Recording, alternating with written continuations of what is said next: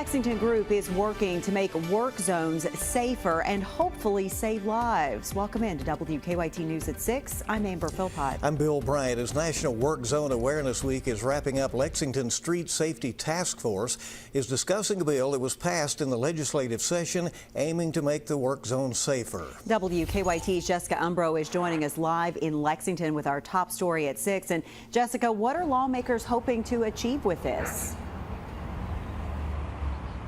Well, lawmakers say that the #1 priority of this bill is prioritizing safety of all Kentuckians who are traveling out on the roads. Just about an hour and a half ago, the Lexington-Fayette Urban County Council's Street Safety Task Force met, where they in part talked about these speed cameras. Now, earlier today, I talked with Democratic Representative Rachel Rourke, who is one of the co-sponsors of a bill that she says is the first step in a larger mission at making highways safer statewide.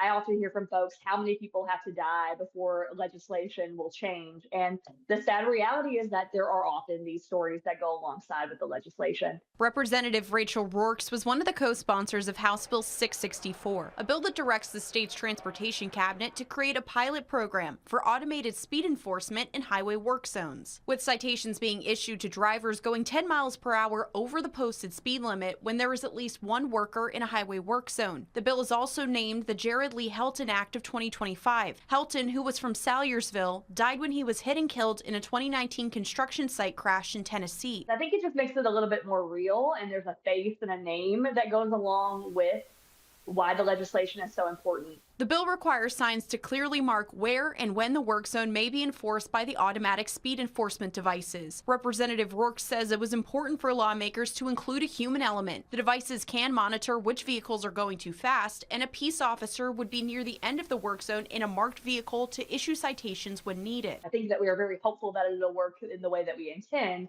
but wanted to make sure that we are kind of opening up the door, but also being really reserved with how far we're going with the use of this technology at this time.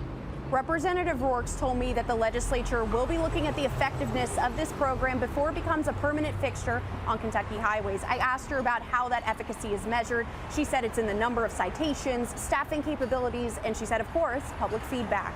Live in Lexington, Jessica Umbro, WKYT.